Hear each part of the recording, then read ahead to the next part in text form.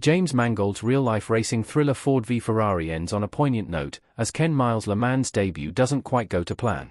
Ford v Ferrari tells the true story of Ford's quest to reach the pinnacle of endurance motor racing in the 1960s, with Christian Bale playing driver Ken Miles and Matt Damon playing legendary sports car designer Carroll Shelby. Although the two men initially butt heads, they soon develop a deep professional respect for one another which blossoms into a meaningful friendship. Mangold balances their personal story with the thrills of a sports narrative, as the men try to compete with Ferrari. Ford v Ferrari is one of the best racing movies ever, with the intense driving scenes providing many of the highlights. The climactic 24 hours of Le Mans race is packed with some of the film's most exciting sequences, but it's also loaded with meaning. After Ken and Carroll's long journey as friends and teammates, their 24 hours in the spotlight give them the chance to show the world what they've been working on, and it soon becomes clear that their new car can beat the Ferraris. Ultimately, they are forced to accept a bittersweet ending to the race, despite Ken leading the pack for almost the entire day. Who wins the 24 hours of Le Mans race? Ken loses on a technicality.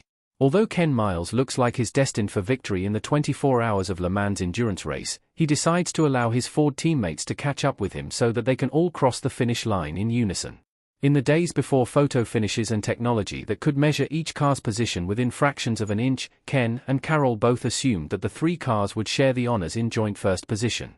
However, their plan is scuppered by a technicality in the rules book, which means that Ken ends up missing out on victory, despite clearly being the race's fastest driver. Although the three Ford cars crossed the finish line together, one of Ken's teammates started from slightly further back on the grid, meaning that he is ultimately declared the winner.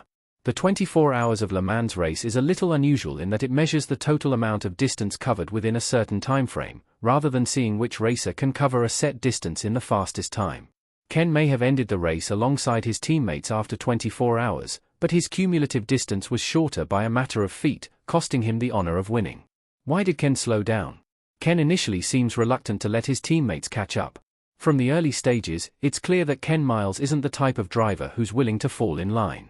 Carroll protects him to some degree, knowing that his exceptional skills are worth upsetting a few people at Ford, but not everyone is so forgiving.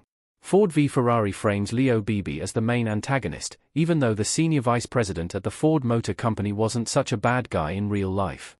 In the film, he's the one who comes up with the idea of having the three Fords crossing the finish line together, reducing Ken's moment of glory to a publicity shoot for the company. Ken initially seems reluctant to bend to Leo's plan, as is Carroll, but the driver relents in the end. His decision to follow team orders for once shows his growth as a character, as he gains a sense of perspective that allows him to see the bigger picture rather than focusing solely on his determination to win. Ken is grateful for the opportunity to race at Le Mans, and he understands that his future at Ford could depend on his willingness to play ball with the executives. Of course, it's possible that Leo's plan was partly motivated by the fact that it would stop Ken from standing atop the podium at the end of the race, but it's left open to the audience's interpretation whether he knew of the technicality or not. Why does Carroll give Peter the wrench? Carroll struggles to process Ken's death. Ford v Ferrari mainly focuses on Ken and Carroll's work at Ford, but Ken's family life is an interesting subplot. His relationship with his son is a heartwarming side of the story that makes his victories even sweeter and his death all the more tragic. Peter is there to witness his father's fatal crash during a test drive of a new car. Months later, Carroll sees Peter once more and hands him a wrench that carries a deep emotional meaning between him and Ken. By giving Peter the wrench, he's trying to express his grief and concern for the boy in his own way. Earlier in the story, Ken throws the wrench at Carroll, and it becomes a symbol of their explosive working relationship, as well as their friendship. It says a lot that this symbol is something that's used to build cars, since this is how the two men connect. They never discuss their feelings for one another, nor do they show much interest in life outside of racing. Still, they understand each other more than most other people, since racing is everything to them. Carroll initially arrives at the Miles home wanting to pay a visit to Ken's wife, but he confesses to Peter that he wouldn't be able to find the words to say what he wants to say to her. The wrench is the most meaningful gesture he can offer. Is Ford the fifth Ferrari's ending accurate to the true story? Mangold sports drama makes a few changes, mostly for the better. Composite image of Christian Bale and Ken Miles in Ford v Ferrari custom image by SR Image Editor. Ford v Ferrari makes a few changes to the true story. In reality, Ken Miles and the other Ford drivers were well ahead of the Ferrari at Le Mans '66, but no historical drama is without its quirks. Overall, Ford v Ferrari should be praised for its relatively faithful storytelling.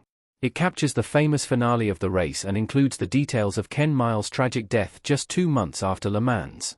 As with any movie based on a true story, there are some conversations that are purely imagined. Although these all strike the right tone and fit in with the heartbreaking ending, there are some minor changes to the nature of Ken's death, but they help create a poignant and respectful scene. In reality, Ken Miles was ejected from the car at full speed, and there have been questions over what exactly went wrong. By eliminating this mechanical mystery, Ford v Ferrari can focus more on the emotional fallout of his death. It's also a nice touch that Ken's death isn't shown on screen, and the focus shifts quickly to Carroll and Peter watching on from the side of the track. It's a dignified end for a racing legend, and Carroll's voiceover while Ken has his final drive is poetically done.